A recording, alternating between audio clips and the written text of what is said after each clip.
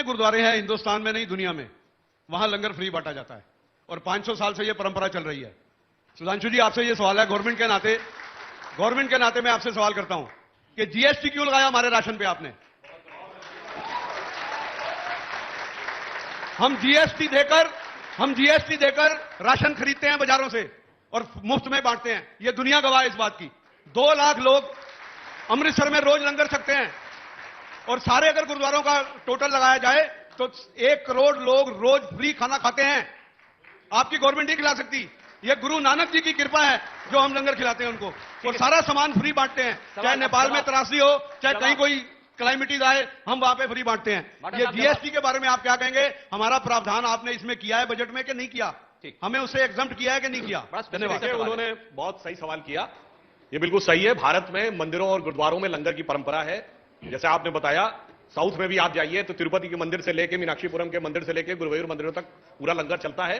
हां, यह बात सही है कि जो चैरिटी का काम हो रहा है उसके ऊपर टैक्स में एग्जेम्पशन होना चाहिए।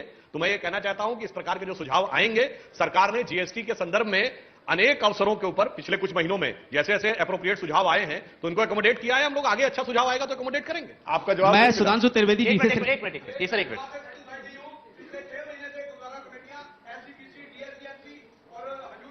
सर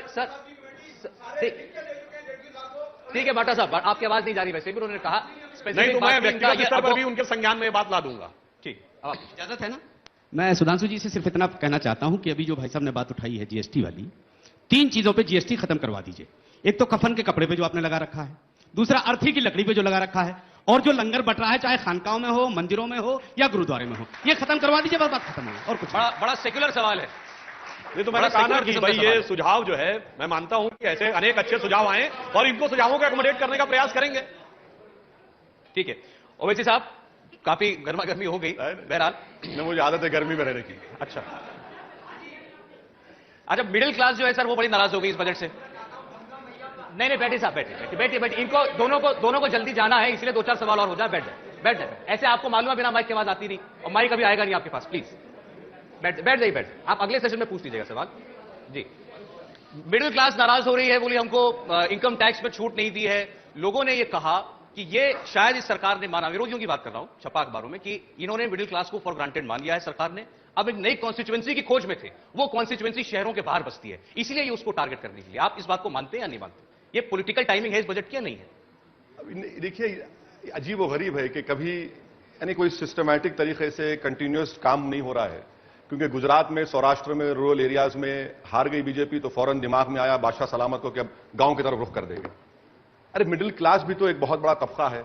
और मैं तो ठीक है, कम से कम अब मिडिल क्लास को होश आएगा कि जो बरसों से बीजेपी का साथ दे रहा था, अब वो खुद समझेंगे कि भाई पॉलिटिकल ऑल्टर पर उनको कैसे उनको छोड़ दिया जाता है, कुर्बान कर दिया जाता है। तो ये सबके लिए सबक है। क्योंकि इससे मिडिल क्लास छोड़िए, किसी को डेवोस के प्रधानमंत्री जाकर प्रोटेक्शनिज्म के बारे में इतनी बड़ी स्पीच दी, आप आज इंपोर्ट ड्यूटी बढ़ा दी। अब उन डेवोस में जो लोगों को हम कहे कि भाई आके इन्वेस्टमेंट करो, अब वो लोग क्या सोच रहे होंगे कि 8 दिन 10 दिन पहले प्रधानमंत्री ने डेवोस में कहा कि आई एम अगेंस्ट प्रोटेक्शनिज्म, अब यहां के आपने बढ़ा दिया। तो ये आप देखिए, ये तो आप कह रहे हैं कॉन्ट्रडिक्शन है सरकार की नीति में। बहुत ज्यादा हर चीज में कॉन्ट्रडिक्शन है, हर चीज में। देखिए, मैं ये कहना चाहूंगा कि इनकी इस बात का मैं विरोध करता हूं कि साहब गुजरात में चुनाव हार गए इसलिए ये बात आई। मैं याद दिलाना चाहता हूं, पहली स्पीच जो प्रधानमंत्री ने दी थी 15 अगस्त 2014 को लाल किले से, उसमें क्या बात की थी? जनधन योजना, ये गरीब के लिए नहीं थी तो क्या अमीर के लिए थी? उज्ज्वला योजना गरीब के लिए नहीं थी तो अमीर के लिए थी। स्वच्छ भारत की बात कही थी उसी समय 2014 में। इवन बेटी बचाओ बेटी पढ़ाओ, ये सब वो चीजें थी जो गरीब से ताल्लुक रखते हैं। चूंकि हमारा ये मानना था कि विकास की किरण सब जगह पहुंचनी चाहिए। अब मिडिल क्लास के ऊपर मैं आता हूं और डावोस वाली बात का भी जवाब देता हूं। देखिए, मिडिल क्लास की सबसे ज्यादा जो रिक्वायरमेंट होती है वो 2 चीजें होती हैं, हेल्थ एंड एजुकेशन, जिनके ऊपर सरकार ने पूरा ध्यान दिया है। मिडिल क्लास ये चाहता है कि ट्रांसपेरेंट स्वस्थ व्यवस्था हो ताकि उसके बच्चों को आगे बढ़ने का न्याय संगत यानी जस्टिफिएबल अपॉर्चुनिटी मिल सके, न्याय संगत अवसर प्रदान हो सके, लॉ एंड ऑर्डर सही रहे। हम लोगों ने वो सुनिश्चित किया है। और आगे जब हमारी इकोनॉमी और एक्सपेंड करेगी, भाई अगर ग्रोथ रेट बढ़ेगी, जो आईएमएफ कह रहा है कि हम चाइना को सरपास करके अगले साल फिर ग्रोथ रेट में सबसे आगे होंगे, तो उसका सबसे ज्यादा लाभ तो कहीं ना कहीं मिडिल क्लास को ही मिलने वाला है। और डावोस की मैं बात करना चाहता हूं, जो प्रधानमंत्री ने कहा था प्रोटेक्शनिज्म के खिलाफ थे, परंतु हमारी अपनी कुछ इंडस्ट्रीज को लेवल प्लेइंग फील्ड देनी है विदेश के मुकाबले, इसलिए कुछ चीजों के ऊपर हमने इंपोर्ट ड्यूटी बढ़ाई। आप बोल रहे थे उन्होंने कोई पन्ना खोल लिया है। हाँ नहीं, मैं ये एजुकेशन की बात कर रहे थे। एचआरडी की मिनिस्ट्री के बजट में कमी आई है, फैक्ट है, कल डॉक्यूमेंट्स है। और फिर सरकार ने बात की operation digital board, digital e learning में इसमें पैसे कमी कर दिए।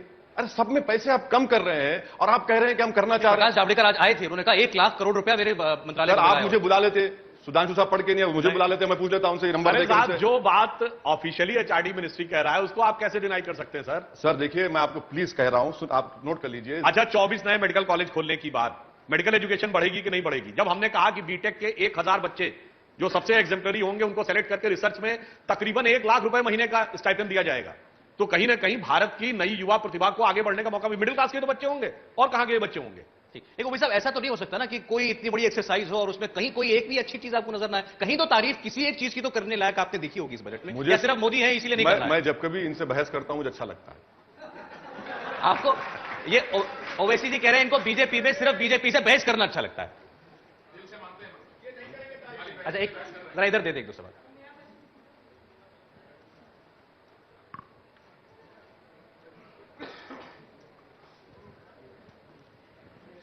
सर किनसे सवाल है आपका? हेलो जल्दी। सर, मेरी एक रिक्वेस्ट है आपसे। मोदी जी को हर आदमी, हर वर्ग ने, हर पॉलिटिकल पार्टी ने उनको वोट दिया, चाहे वो कांग्रेस से था, कोई भी था। इनसे बहुत, हमें बहुत लोगों को बहुत उम्मीदें दी, खासकर मिडिल क्लास को। जी, हम सब ये चाहते थे कि हमारे लिए बहुत कुछ करेंगे। मिडिल क्लास के लिए नहीं करते, ये जब भी करते हैं या तो गरीब के करेंगे या माइनॉरिटी के लिए करते हैं। गरीब या माइनॉरिटी, ये डिफरेंस क्यों करते हैं माइनॉरिटी और गरीब आदमी को? मिडिल क्लास में तो सभी आते हैं, उसमें चाहे वो माइनॉरिटी का हो, वो किसी भी पार्टी का हो, किसी का भी हो। हमें एजुकेशन चाहिए, स्टैंडर्ड चाहिए, वो नहीं देते हैं। उसमें फिर ये कोटा सिस्टम खोल देते हैं। ठीक है। फिर हमें हेल्थ के लिए अच्छे डॉक्टर चाहिए, उसमें कोटा सिस्टम कर देते हैं। हमें अच्छे इंजीनियर चाहिए। आपने अपनी बात जहां से शुरू की थी, मैं उसका जवाब इन दोनों से ले लेता हूं, ये दोनों दे सकते हैं उसका जवाब, और ये आरोप सही है या नहीं? नहीं, इनको देना चाहिए, मैं कैसे दूंगा? नहीं, अभी तो आप इनको देना पहले चाहिए। बताइए, अरे पहले बताइए। नहीं, सत्ता में आप है। मैं इसीलिए, क्योंकि वो ये कह रहे हैं गरीब और माइनॉरिटी दोनों को ही दिया जाता है। क्या पहले तो आप इस बात को सच मानते हैं? और सच मानते हैं तो क्या सही मानते हैं या गलत मानते हैं? देखिए, सुधांशु साहब ने अभी कहा था 15 अगस्त 2014 की प्राइम मिनिस्टर के भाषण का जिक्र किया। 15 अगस्त 2014 को प्राइम मिनिस्टर ने कहा था कि 10 साल तक कोई कम्युनल राइट ना हो। क्या हुआ? अखलाक से लेके, पीलू खान से लेके, उमर मोहम्मद से लेके तमाम वाकयात हुए। सामान्य डाइवर्ट हकीकत है, डाइवर्टिंग नहीं है। प्राइम मिनिस्टर ने कहा था लाल किले से। अब ये जो बात कह रहे हैं माइनॉरिटीज का, सर माइनॉरिटीज के लिए कुछ नहीं कर रहे हैं। आपको मैं यकीन सर, आप ये बात की मुत्तफिक हूं कि मिडिल क्लास के लिए बिल्कुल छोड़ चुके हैं आपको बिल्कुल ये ये सर ठीक सर, ठीक बिल्कुल सर, सही। ठीक सर। मैं आपकी बात से मुत्तफिक हूं। आपकी बात आ गई सर, ठीक है। देखिए, मैं एक उदाहरण देना चाहूंगा। मिडिल क्लास में भी अपर मिडिल क्लास और लोअर मिडिल क्लास है। हम उनकी व्यवस्था सुनिश्चित करने के लिए अगर नहीं कर रहे, मैं एक उदाहरण देता हूं। हमारी सरकार आई, उसने जेनेरिक मेडिसिन की शुरुआत की ना। अगर 100 रुपए वाली दवा 10 या 15 रुपए में मिल रही है, तो इससे मिडिल क्लास के ऊपर सबसे ज्यादा प्रभाव पड़ रहा है, मिडिल क्लास और पुअर क्लास। दूसरा, स्टंट जो हार्ट में पड़ता था, मतलब जिसकी कीमत में 1/10 के ऊपर हम ले आए। तीसरी ऐसी बीमारी, नी रिप्लेसमेंट, घुटने की बीमारी, ये सब वो बीमारियां हैं जो ओल्ड एज में जाके ज्यादातर लोग होती हैं। डायलिसिस और मातृत्व शिशु कल्याण, ये वो चीजें हैं जिसमें कि पुअर क्लास और मिडिल क्लास के लिए हम लोगों ने व्यवस्था सुधांशु त्रिवेदी जी, असदुद्दीन ओवैसी साहब, बहुत बहुत शुक्रिया। आप Thank दोनों ने you. हमको वक्त दिया और आप दोनों को आपस में बहस करना अच्छा लगता है, लोगों को आपकी बहस सुनना अच्छा लगता है, Thank you. कुछ मुद्दे डिस्कस हो आइंदा जाते हैं। कांग्रेस को बुलाइए, वरना मैं उनका स्पोक्स पर्सन नहीं बन सकता, ना उनका आज मुलायम सिंह का। आज आप कांग्रेस की तरफ से तो नहीं बोल रहे? नहीं बोलो, कभी नहीं बोल बहुत बहुत शुक्रिया आप दोनों का।